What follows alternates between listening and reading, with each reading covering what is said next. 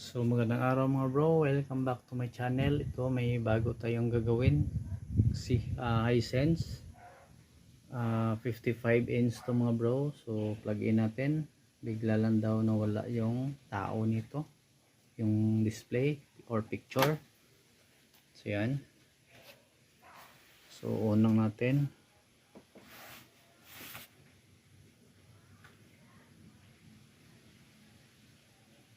So yan ang naging problema niya. Yan mga bro. So okay yung backlight pero walang display. So buksan natin. So ito mga bro, tuloy tayo. Ito yung mainboard niya. Yan.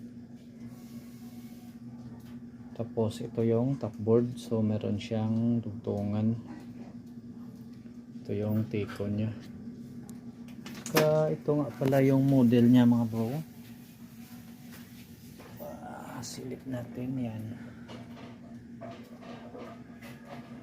So yan yung model niya, 55 inch. So pag ganito mga bro,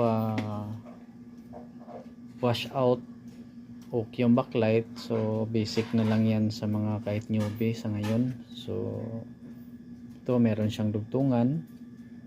So hindi ko sana i-share ito mga bro kasi nahirapan ako. Kung titingnan natin, ito yung mga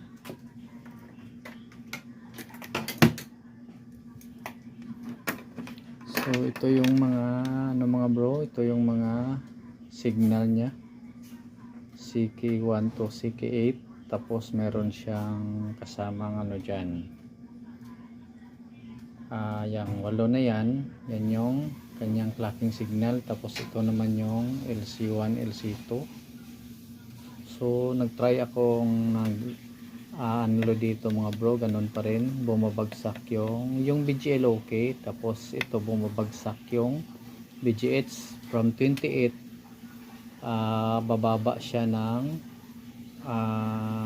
11. So nung nag-unload ako dito, pangalawang second attempt nag-unload ako, normal siya mga bro, yung BGL normal at saka yung BGH. So dito ako nag-concentrate. So ito yung mga test point nya, yung itong 8 yan, CK1 to CK8. yan, ang kasunod nyan is LC1, LC2. So nag-block ako dyan mga bro. Yan, dyan 10. So walang effect. So nahirapan ako hanggang nag-trace ako. Na-trace ko dito yung LC1, LC2. Kapag i-unload ko dito, mayroong lake yung LC1, LC2. Pero pag i-unload ko ito, mig ang lalabas, so clear siya. So dito talaga ako na-concentrate hanggang ito, kung napapansin ninyo, nasa 14 pins yan ang binlock ko dyan. So 14 pins, 16 dyan mga bro ang block ko yan, hindi ko pa tinanggal. Ngayon lumabas yung voltage at saka picture, kaso lang yung display niya mga bro is parang intermediate, merong kitang kita yung mga hairlines. So yan, para may idea kayo. Kung dito lang tayo mag block sa 8 hanggang sa LC1 walang talab. So 8 mga 15 pins ang block ko dyan mga bro. Tapos nung nagka-display siya, okay naman yung glass, kaso lang yung hairlines is masyadong kitang kita, parang intermediate. So kitang kita talaga yung mga parang mga hairlines. So alam niyo na yan. So ang ginawa ko dyan mga bro, para mapatino natin yung display na walang hairlines na magkita na pinong-pino, ito i-share ko sa inyo mga bro. Ang ginawa ko dyan, ilawan lang natin. So yung clocking signal na 8, Kinating ko yan mga bro, yung mga test point na yun sa taas, yung 8, 1, 2, 3, 4, 5, 6, 7, 8, yung may mga bilog-bilog, yan yung mga CK1 to CK8. Yan lang ang kinating ko mga bro, kinat ko lang kasi naisip ko na baka mayroong intermittent na pumapasok pa rin na ano dyan, yung parang induction kahit na block na natin dito ang pagkakaano ko, baka mayroong mga induction na pumapasok pa rin sa clocking signal. So itong 8 CK1 to CK8 kinat ko yan mga bro, yan. Tapos mamaya itong mga pin niya, 8 pin, iano ko yan, idugtong ko yan lahat, tapos i-connect ko sa ground. So ganyan na lang. So ganyan katindi yung ginawa ko dito. Yan o, gabi na ako mga bro, nagabi na ako kasi first time ko itong nag-block tayo. Kadalasan pag block natin, pag lalabas na yung picture, so okay na, clear, pinong-pino. Pero ito hindi, magaspang siya, kitang-kita yung hairlines. So ngayon mga bro, subukan nating testing para makita. So salamat nga pala sa mga bago kong subscriber, saka sa mga walang sawang sumubaybay sa aking channel. Shout out sa mga katik, lahat ng katik, lalong lalo na sa kay Sir Maying, saka kay Sir Clodimer na walang sawang sumusunod sa ating mga bagong upload. Maraming salamat sir, God bless. So plug in na natin mga bro.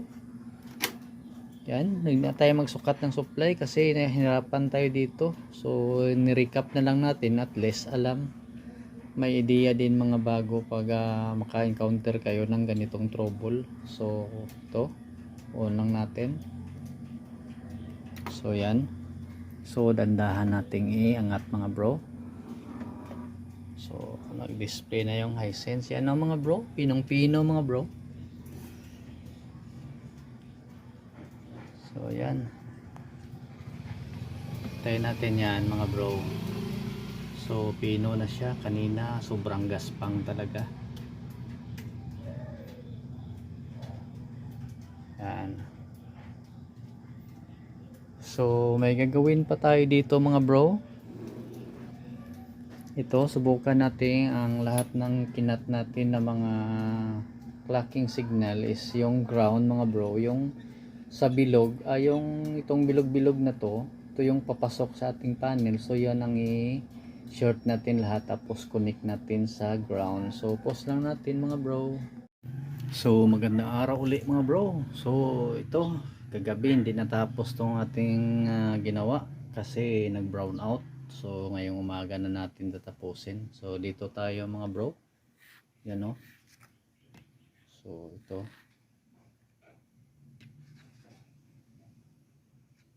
so ito lang yon ang i-ano natin, yung CK1 to CK8. So ito lang yon ang i-short natin. Ito, yung 8 na pins, yung 4 na gate. CK1 to CK8. Yung LC1, LC2, wag natin yung i-ano sa ground. So yan, kinat na natin yan. Ito yung connection niya sa taas, kinat na natin. So ito yung pinpoint niya. So lagyan natin ng lead, tapos i-short natin, tapos to ground. Dito tayo sa ground. Maglagay tayo ng 1K resistor. So plaster lang natin yung camera mga bro. So yan, tuloy tayo mga bro. So lagyan lang natin ng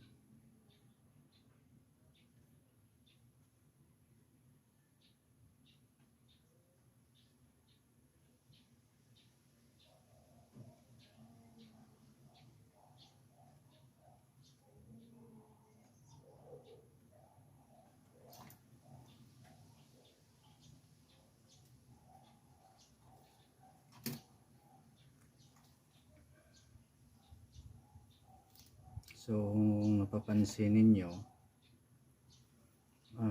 itong 8 lang. Ito, gamitan na natin ng pirasong wire.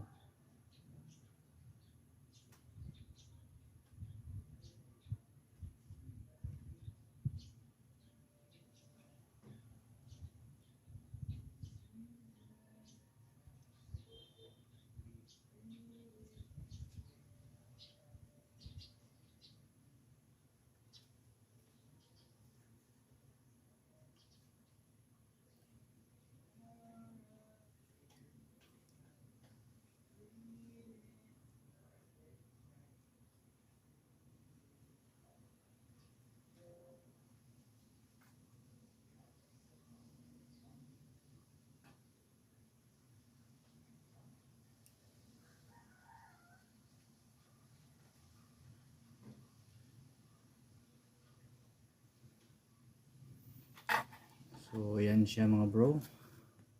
So 8 siki, 1 to siki 8, ano, 1 2 3 4 5 6 7 8. So yan natin sa ground.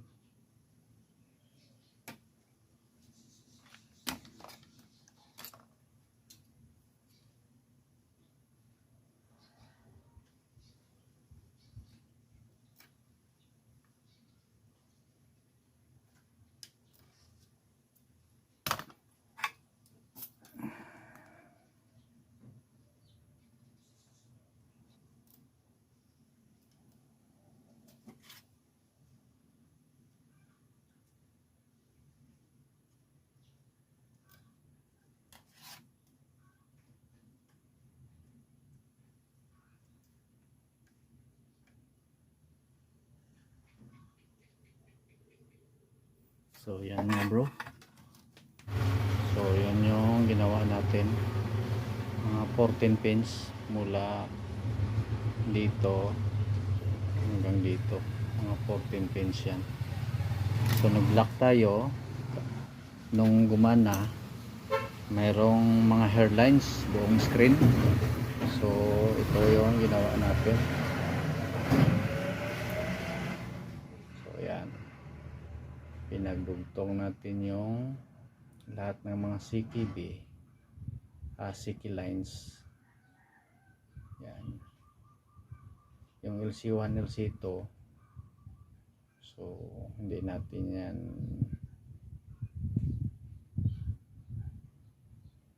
tinugtong. Yan o. Tinat natin. So yung papasok na test point, papasok papuntang panel, yan ang dinugtong natin lahat. So testing tayo mga bro. Yan, i-body ground lang natin. Tapos plug in. So yan, nag power. So isang kamay lang tayo, i-on na muna natin. Tapos magsukat tayo ng BGH. So on natin. So yan, nag backlight na siya. Ano? So sukatin natin yung BGH.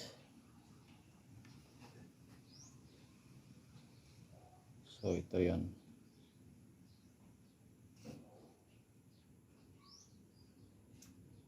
So yan mga bro. 28 BGL. So negative 7. So ngayon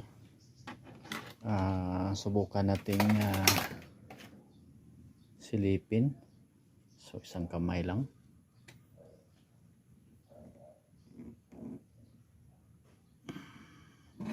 So yan mga bro, malinis na mga bro. Yan. So baba muna natin. So ang gagawin ko dito mga bro is sandal ko siya dyan, oh. Sandal ko sa dyan para makita natin yung logo kung pinong-pino ba. So ito na mga bro, final testing na tayo. Plug in lang natin. Yan, nag power. So walang remote, on lang natin. So yan ang mga bro. Yan. So malinis na siya mga bro. So switch natin sa DVD. Yan. So yan ang mga bro. So maraming salamat nga pala sa nagsubaybay sa aking munting channel at sa mga bago kong subscribers. So hanggang dito na lang mga bro. Sana meron kayong konting idea sa ganitong problema. So hanggang dito na lang. So, God bless mga bro.